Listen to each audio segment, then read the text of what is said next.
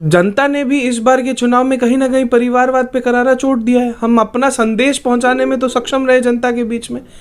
आप देखिए, जहां जहां परिवारवाद की राजनीति थी वहां वहां जनता ने परिवारवाद को नकारा है। दोस्तों नमस्कार। दोस्तों आज उपचुनाव का रिजल्ट आया बिहार में और सबकी नजर बनी हुई थी कि उपचुनाव का रिजल्ट कैसा होगा। जन सुराज से प्रशांत किशोर की अहम भागीदारी थी इस बार के उपचुनाव में।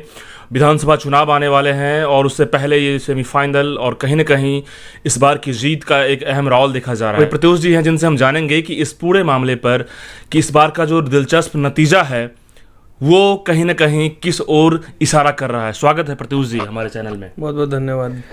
इस बार का रिजल्ट देखा जाए तो एनडीए के खाते में 4 सीट जा रहा है, तो कैसे देख रहे हैं?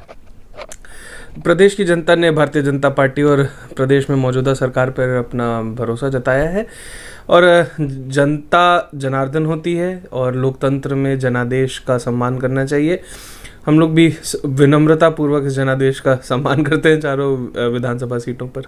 बिल्कुल, देखा जाए तो त्रिकोणीय मुकाबला लोग कह रहे थे, लेकिन कहीं न कहीं हर जगह चाहे वो चारों सीट पे हो, जनसुराज जो है तीसरे नंबर पे रही।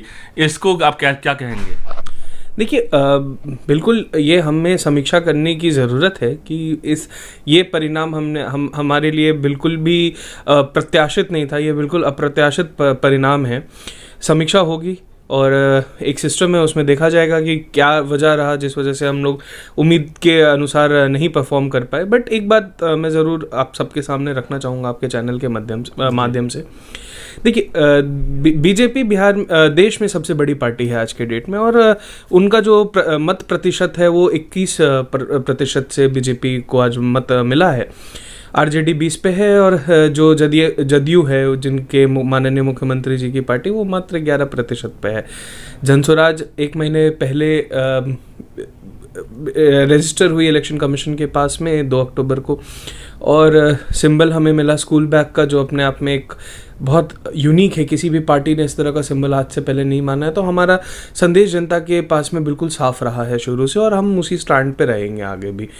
तो 10 दिन पुराना सिंबल, सारे प्रत्याशी नए थे, उसके बावजूद हमने 10% मत हासिल करने में कामयाबी हासिल की है। तो मैं जनसुराज के हर एक लोग जो इस विचारधारा से जुड़े हैं उन सभी को बधाई देना चाहता हूँ कि हम कम से कम 10% लोगों के, बिहार के 10% लोगों के बीच में पहुंचने में सक्षम हुए, कामयाब हुए। और एक दिन निश्चित तौर पे एक सूरज निकलेगा और उस दिन आप देखेंगे कि बिहार में सबसे बड़ी पार्टी जनसुराज होगी। लेकिन एक सवाल प्रत्युष जी ये भी आ रहा है, रिजल्ट आते ही कहा जा रहा है कि प्रशांत जी की कहीं न कहीं थोड़ी सी आत्मविश्वास जो है अति दिखी, ज़्यादा आत्मविश्वास के कारण थोड़ा सा ये ऐसा रिजल्ट में असर पड़ा है। देखिए, हारे हैं, अगर हम आज जीत के बैठे होते तो आपका हमसे सवाल कुछ और होता, परंतु इस बात को भी समझना पड़ेगा कि प्रशांत जी की अति आत्मविश्वास जिस चीज़ को आप नाम दे रहे हैं वो उनका अनुभव है। आपने प्रशांत किशोर ने कई मुख्यमंत्री बनाए हैं, प्रधानमंत्री भी देश का बनाने का काम किया है प्रशांत किशोर जी ने।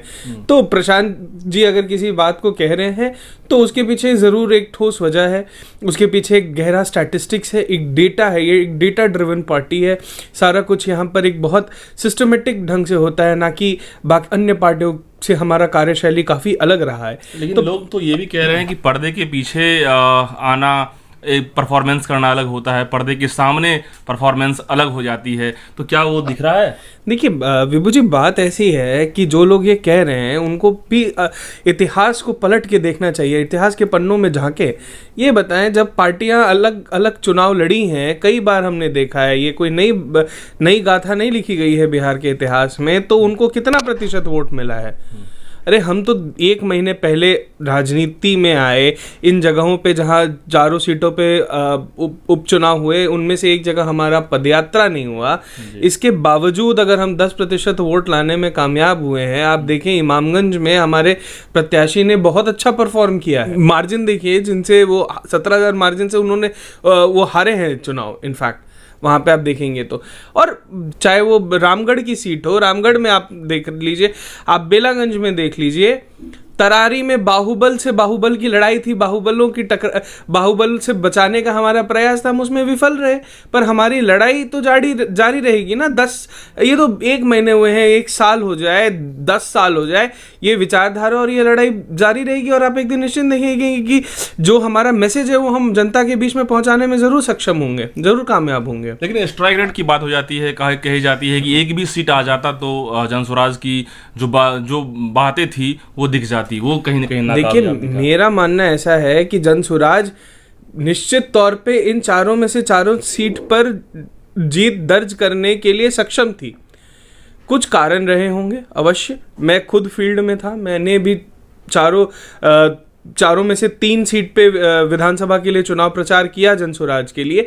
वहां से लोगों का अच्छा रिस्पांस मिल रहा था। ये कारण अब हम जब हमारा बैठक होगा उसमें हम ये बैठ के इस पे ज़रूर मंथन करेंगे कि ये क्या कारण रहा कि जिस तरह का रिजल्ट और जिस तरह का परिणाम हम एक्सपेक्ट कर रहे थे वो नहीं आया। वो क्यों नहीं आया, वोटर्स टर्नआउट क्यों नहीं हुआ हमारे फेवर में, इस चीज़ पे बैठ के विचार होगा, इस चीज़ पे बैठ के गणना की जाएगी। और अब 2025 में देखेंगे हम काफ़ी बेहतर तौर पर इससे प्रदर्शन करेंगे। और मैं शुरू से कहता आया हूँ, सरकार तो इस बार जनसुराज की बन के ही रहेगी। प्रदोष जी, कहीं ना कहीं देखा जा रहा है इस चुनाव में एनडीए की जीत हुई है, तो कहीं ना कहीं आरजेडी को बैकफुट पर देने का काम जो है प्रशांत जी किए हैं। इस बात को देख क्या कह रहे हैं?